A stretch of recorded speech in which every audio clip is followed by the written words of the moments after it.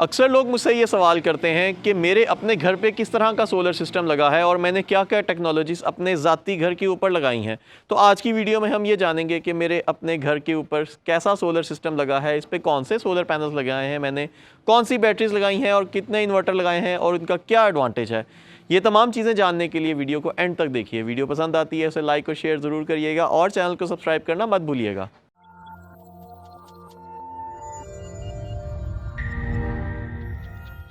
आप सब लोग अक्सर मुझसे ये पूछते होते हैं कि हमने वही सिस्टम लगाना है जो मैंने अपने घर पे लगाया हुआ है। तो मैंने अपने घर पे तमाम तर जो कोशिश की है कि सोलर पैनल्स की जो तमाम तर एडवांसमेंट्स हैं और सबसे बेस्ट टेक्नोलॉजीज़ हैं वो अपने घर पे लगाई हैं। तो आज की वीडियो में हम ये जानेंगे कि मैंने अपने घर पे क्या क्या चीज़ें लगा रखी हैं। स्टार्ट करते हैं सोलर पैनल से, तो इसीलिए मैं सोलर पैनल्स के नीचे खड़े होकर ही वीडियो स्टार्ट कर रहा हूँ। तो मैंने सबसे पहले अगर सोलर पैनल्स की बात करें तो मैंने बायफेशियल कैनेडियन सोलर इस्तेमाल किए हैं। ये 550 वाट के बायफेशियल सोलर पैनल हैं जो अप एंड डाउन दोनों साइड से काम करते हैं, क्योंकि अप साइड से तो काम करते ही करते हैं लेकिन डाउन साइड से ये 10 से 15% एक्स्ट्रा एफिशिएंसी से काम करते हैं। इन सोलर पैनल्स को मैंने माउंट करने के लिए अपलिफ्ट स्ट्रक्चर लगाया है। मेरे पास बहुत बड़ी वसी छत थी लेकिन मैंने फिर भी इसलिए इनको अपलिफ्ट किया है कि मैंने अपनी छत को बचा सकूँ। अपलिफ्ट करने का मुझे एक्स्ट्रा खर्चा भरना पड़ा। मैंने अपलिफ्ट करते हुए गार्डर बेस स्ट्रक्चर इस्तेमाल किए हैं। गार्डर बेस स्ट्रक्चर इस्तेमाल करने का मकसद ये था कि गार्डर बेस स्ट्रक्चर जब हम इस्तेमाल करते हैं तो रूफ टॉप के नीचे सारी जगह खाली हो जाती है और नीचे इजीली वॉक थ्रू किया जा सकता है। अब इसमें थोड़ा ये बताता चलूँ कि गार्डर बेस स्ट्रक्चर एक एक्सपेंसिव टेक्नोलॉजी है, एक एक्सपेंसिव मटेरियल है। नॉर्मली जब हम इस अपलिफ्ट करते हैं तो हम पाइप्स लगाते हैं और सेंटर में सपोर्ट्स लगाते हैं।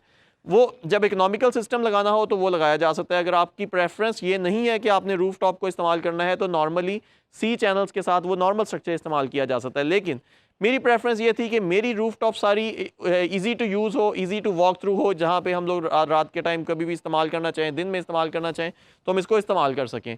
इसी वजह से मैंने इनको गार्डर्स के ही पिलर्स दे के इसको सीधा खड़ा किया है। पर्लिन्स और अपसाइड के ऊपर सी चैनल्स इस्तेमाल किए हैं और उन सी चैनल्स के ऊपर मैंने सोलर पैनल्स को माउंट किया है। ये स्ट्रक्चर तकरीबन 22 किलोवाट के सोलर पैनल्स का स्ट्रक्चर है। 22 किलोवाट के सोलर पैनल्स आप देख सकते हैं कि कितनी कॉम्पैक्ट स्पेस के ऊपर ये कवर अप किए हुए हैं।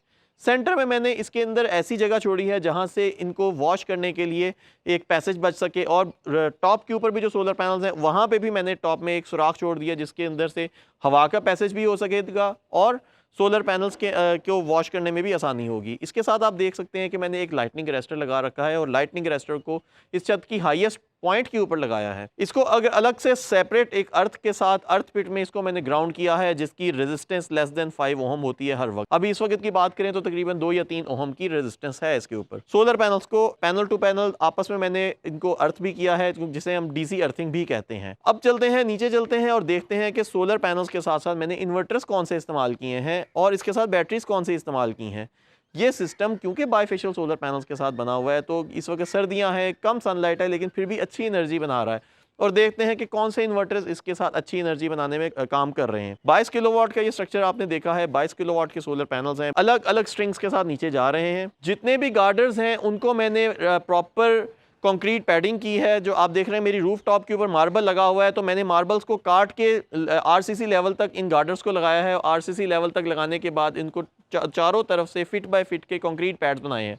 अगर L2 का नॉर्मल स्ट्रक्चर होता तो कंक्रीट पैड्स इतने बड़े बनाने की जरूरत नहीं होती, लेकिन जब भी गार्डर बेस या पोल बेस स्ट्रक्चर हो तो कम से कम फिट बाय फिट का एक ब्लॉक बनाना चाहिए सो दैट कि आंधी तूफान का इंपैक्ट भी ना आए और वाटर रेजिस्टेंस भी रहे। कभी बारिश का पानी भी सीपेज के जरिए नीचे नहीं जा सकेगा। अब मैं आपको इन्वर्टर्स की तरफ ले आया हूं। अब इन्वर्टर्स के अंदर मल्टीपल ऑप्शंस होती हैं। ऐसी ऑप्शंस भी होती हैं जो कि ऑन ग्रिड इन्वर्टर्स की होती हैं जो कि सिर्फ और सिर्फ बचत करते हैं और ऐसी ऑप्शंस भी होती हैं जो कि हाइब्रिड इन्वर्टर्स होते हैं जो कि IP20 इन्वर्टर्स होते हैं। लेकिन मैंने यहाँ पे इन्वरक्स कंपनी के नाइट्रॉक्स मॉडल के इन्वर्टर्स का इंतखाब किया है। ये इन्वर्टर्स डुअल आउटपुट के साथ आते हैं और डुअल इनपुट के साथ आते हैं।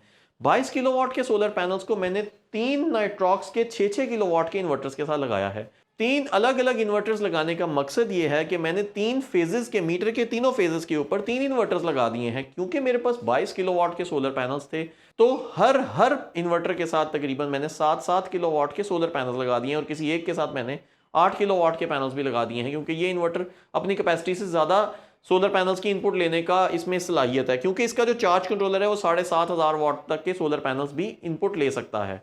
डुअल आउटपुट के ऊपर मैंने अपने घर के तमाम एयर कंडीशनर्स को अलग अलग फेजेस के साथ डिवाइड करके हैवी लोड्स को मैंने इसकी हैवी आउटपुट के साथ लगा दिया है, जो कि बैटरी लेस होती है और बैटरी के साथ भी चलती है। मतलब अगर लोड शेडिंग होती है तो एसी सर्टेन टाइम के लिए चलते रहते हैं, और जब बैटरीज डाउन होती हैं तो एसी बंद हो जाते हैं। अच्छा, अब बात आ जाती है लोड शेडिंग की। तो लोड शेडिंग से बचने के लिए मैंने फोनेक्स कंपनी की TX 3000 मतलब 3000 मॉडल वाली हैवी बैटरीज लगाई हैं, और मैंने 8 बैटरीज लगाई हैं। बैटरीज के ऊपर मैंने एक कवर लगा दिया है जो कि वुडन कवर है। उसका मकसद ये है कि कभी ऊपर कुछ चीज़ रख दी जाए, कोई बच्चे अगर घर पे कुछ खेल रहे होंगे, इसके ऊपर कुछ चीज़ फेंक ना दे और शॉर्ट सर्किटिंग ना हो सके, क्योंकि इसके जो टर्मिनल्स होते हैं उनको कवर रखना ज़रूरी होता है।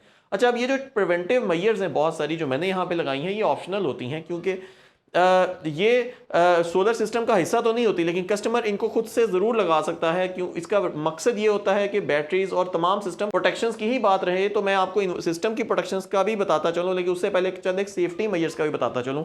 सोलर सिस्टम्स या इलेक्ट्रिकल डिवाइसेस जहाँ पे भी हों, वहाँ पे आपको फायर एक्सटिंग्विशर भी लगाना चाहिए। मैंने एक अच्छी कंपनी का फायर एक्सटिंग्विशर लगाया हुआ है, और इसकी एक्सपायरी डेट का भी आपको ख्याल रखना चाहिए, जो साइड पे लिखी होती है। एक्सपायरी डेट इसके ऊपर आ रही है 16/8/2023, क्योंकि 1 साल तक इसकी एक्सपायरी होती है। इसको मैं फिर दोबारा रीफिल करवा लूंगा। खुदा ना खास्ता कोई प्रॉब्लम आता है, इलेक्ट्रिकल डिवाइस है, कोई भी शॉर्ट सर्किटिंग या कुछ भी हो सकता है, तो आपको ऐसी सिचुएशन में फायर एक्सटिंग्विशर हेल्प आउट करता है। इन्वर्टर्स को मैंने एक हवादार एरिया में लगाया है। ये मेरा एक कॉरिडोर है, इसीलिए हमेशा ओपन एरिया में, और लेकिन कवर्ड एनवायरनमेंट होनी चाहिए। वैसे तो IP65 इन्वर्टर्स हैं, लेकिन इनको मैंने कवर इसलिए किया है, कवर्ड एनवायरनमेंट में रखा है, सो दैट इनकी लॉन्गर लाइफ इंश्योर रहे। हवादार एक एरिया है, यहाँ पे हवा का पैसेज रहता है, लेकिन गर्मियों में शदीद गर्मी से बचने के लिए मैंने यहाँ पे एक पंखा भी लगा रखा है। अच्छा, ये पंखा कंटिन्यूसली नहीं चलता। इस पंखे के साथ मैंने टाइमर स्विच लगाए हुए हैं। ये टाइमर स्विचेस क्या करते हैं, इस पंखे को स्पेसिफिक टाइम पे ऑन कर देते हैं। सुबह के टाइम मतलब 10 बजे जब सनलाइट तेज हो जाती है तो इन्वर्टर्स हीट अप होना शुरू हो जाते हैं। जून जुलाई के मौसम में पंखा ऑटोमेटिकली चल जाता है, 2 घंटे काम करता है, उसके बाद 2-3 बजे तक ये चलता रहता है। 3 बजे के बाद फिर ये पंखा ऑटोमेटिकली रेस्ट मोड पे चला जाता है, क्योंकि इसके साथ जो टाइमर स्विच है वो इसको ऑटोमेटिकली बंद कर देता है।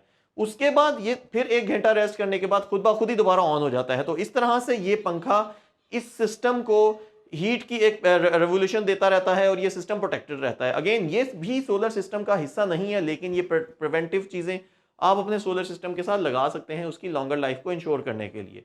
क्योंकि नाइट्रॉक्स की इन्वर्टर सेल्फ कूलिंग सिस्टम इनके अंदर होता है, लेकिन फिर भी एयर सर्कुलेशन हो तो एयर कूलिंग इंश्योर्ड रहती है। प्रोटेक्शंस की बात करें तो मैंने DB बॉक्स के अंदर बेशुमार प्रोटेक्शंस लगाई हैं, जिसमें DC SPDs, AC SPDs, इसके लिए एक सेपरेट DB बॉक्स लगाया है, और ड्रेसिंग भी आप देख सकते हैं।